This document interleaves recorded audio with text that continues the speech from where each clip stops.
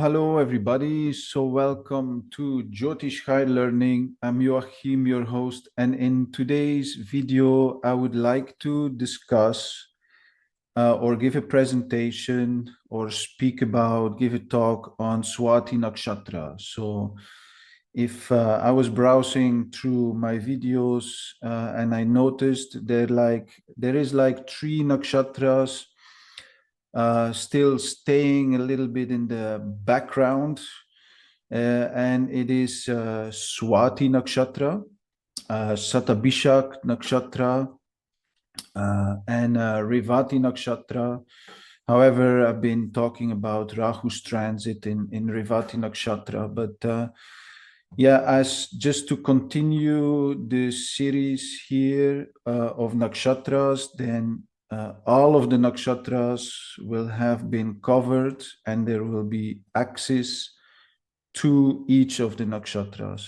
Now, when it comes to the transit analysis, you really have to look at your specific birth chart. We have a whole Ashtaka Varga system in Vedic astrology. And so the energies, when you generalize energies, it is kind of, not for everyone. So I really would advise you to just analyze your own charts in relationship with the current transits. So to focus on now on Swāti Nakshatra. As you can see here, Swāti Nakshatra is signified by 1 star, just like Chitra Nakshatra, which is signified by 1 star, Spika. And Arcturus, the star signifying Swāti Nakshatra, is actually in the constellation of Bootes here. And it is giant star here, very powerful star in the constellation of Bootes. And Arcturus, it's kind of believed to be the residence of the goddess Saraswati. So starting with this, it is related to very knowledgeable people. Don't think these people are just flying like the wind because the deity is Vāyu, but they are very knowledgeable, very creative in the arts and in the sciences. They make very good businessmen, traders. You see with this nakshatra in general, when they have Mahadasha planets in this nakshatra or transits in natal positions. So in the D1, if you have Moon or Lagna or Rahu there, so these people can be quite intelligent because of the background of Saraswati in general. Now, so Arcturus, central star in the constellation of Bootes, and it really denotes being renowned, being very prosperous, successful. It can also bring a lot of riches and a very self-going, independent self-determination. So the Sanskrit word here, Swati, meaning very good, or the independent, or even the priest. So again, Brahminical is related to knowledge. And those who have learned and mastered the nature of God and religious beliefs, so kind of philosophers, priests, Brahmins, also very much seen there. I would also maybe say this hermit type of people or these magical people, these independent tarot readers, astrologers, you will see also with this nakshatra. Now, the deity Vāyu is he's one of the 5 elements, and he represents wind, and this obviously has to deal with the wind inside the body, the prāṇa, pranayama, yoga teachers, dealing with the breath of life. Also, he was the king of the celestial musicians. Vāyu was the purifier, and also representing the divine breath of God. So Vāyu, yeah, is a very special character. And all of these qualities are seen, manifested through Hanuman. Hanuman is also considered the son of Vāyu, one of the central characters in the Ramayana. And this Hanuman's qualities like extreme strength, morality, strong sense of ethics, moderation, fairness, intelligence, and also a lot of loyalty. These people can be very loyal. Apply to this high functioning of Swāti. It's Hanuman's extreme loyalty and devotion to Rama, which still remains the strongest example of unconditional and selfless service. So he was very service orientated, and like there is kind of this misconception between this nakshatra falling in Libra, if you have whatever calculations you are using, but as you can see here, it's actually on the top of Virgo. So it's a planet of service, and also Saturn reaches their maximum exaltation, very organized, structured. So in the 4th pada, 20 degrees of Libra, and Sun gets debilitated then there. But okay, when it comes to debilitation and exaltation, we're not going to go too deep in that, because we see that certain planets do really well in debilitated nakshatras or their signs. So this you have to take with a crumb of salt. Sun is a very fiery planet, and hence it gets debilitated in the windy sign, Libra. So again, with a lot of research materials are really putting forward the Libra sign and this sidereal calculations, and this does not make a lot of sense being on the top of Virgo. And it's also, for some, Swati is considered to be the birth constellation of Rahu. Rahu is very, very airy there. Now, apart from this, the motivation of this nakshatra, that's why you see these people can be very good business people. They're very cunning, they're very smart, intelligent. The motivation here is artha. The dosha is kapha. The gana is deva, which is really nice. And it's a movable nakshatra. Caste, on the other side, butcher. And then we see the destructive side of Vāyu, because on the other side, Ramayana, we also have Mahabharata.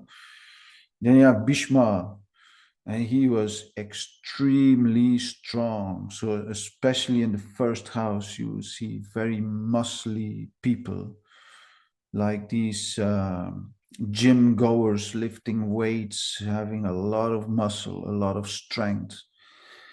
Yeah, and the Shakti of this nakshatra is also the power to scatter like the wind and transform. And the yoni, male buffalo, and then the body part is the chest area and intestines.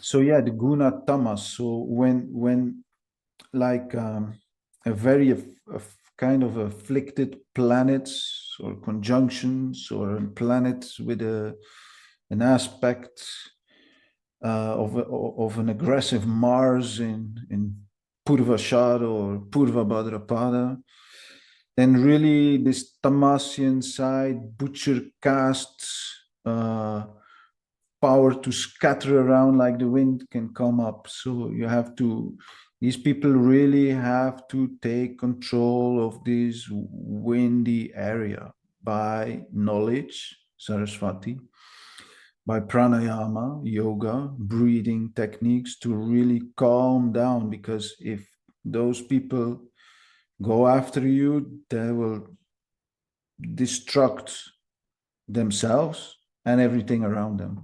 So that's a possibility, but this is in combination with other planets, not just generally on its own. If you have like a moon or your ascendant in Vāyu, that this will come out.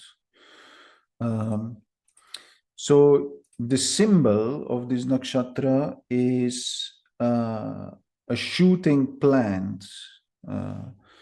And so the wind, the airy quality of this nakshatra promotes kind of this restlessness, and like a young plant, it wants to grow. It wants to adapt to its surroundings. It wants to show its skills, using the mind, roaming in this position. So the mind can go here and there. So they have a sense of delicacy because a young shooting plant is quite delicate. So it strives for its own kind of delicate independence. And it strives to its own maturity, its own growth, its learning process at the same time. So air or wind is kind of the balancing element among the 5 elements in nature.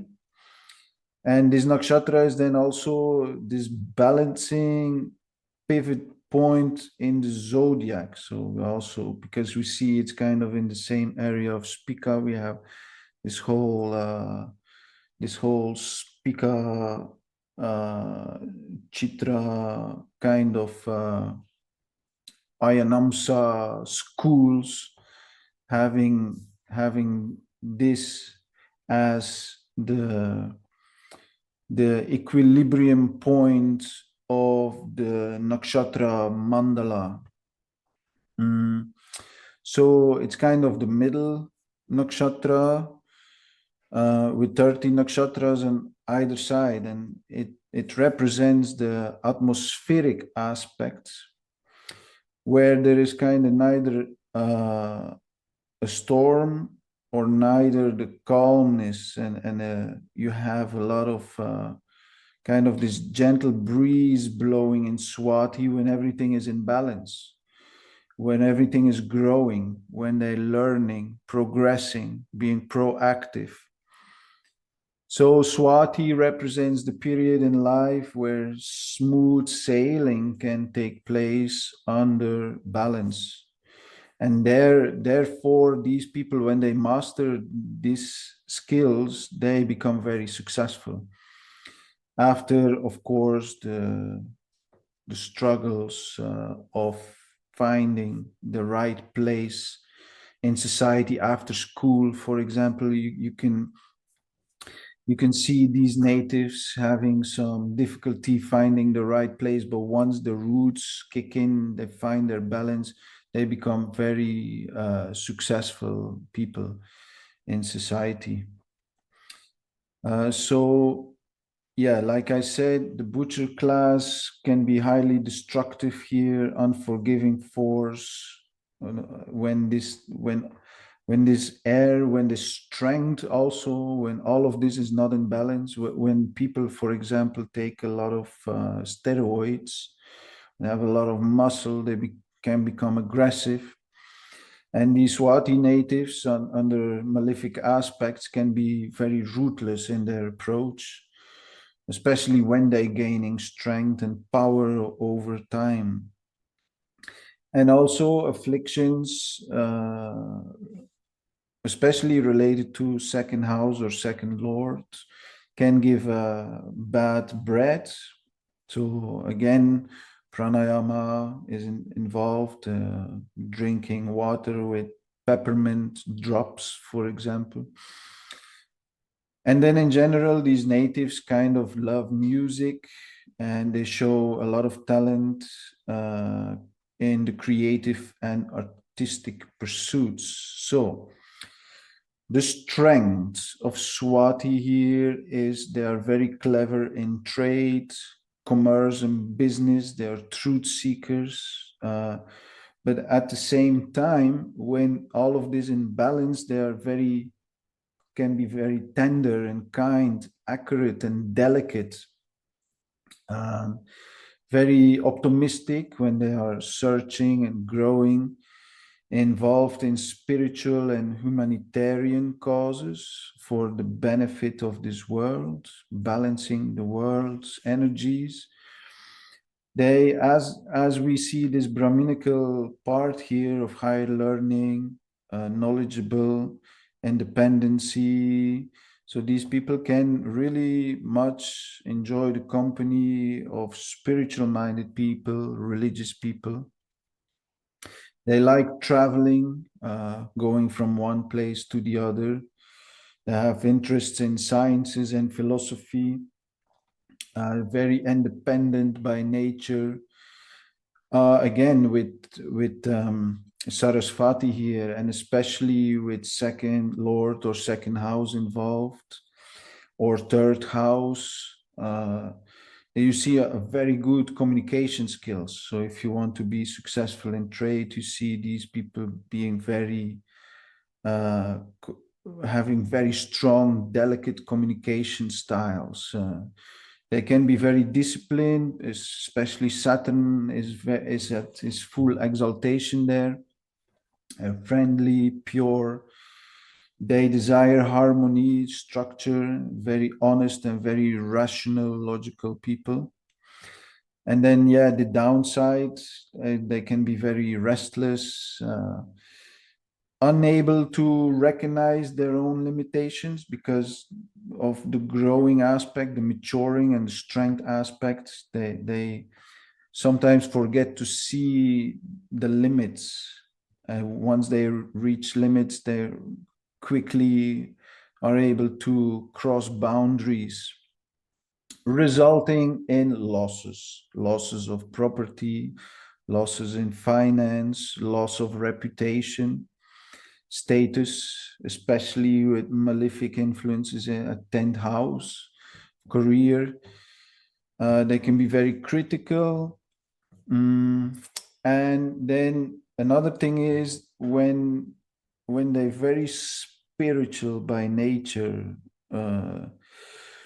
we have to see the whole chart, then they can be quite monastic, living in ashrams, doing meditations, very secretive, then hidden passions, absurd ways of thinking, very like a little bit of Uranus, especially when Uranus will be in conjunction there or an aspect, very out of the box, absurd thinking, which will baffle everyone in their surroundings.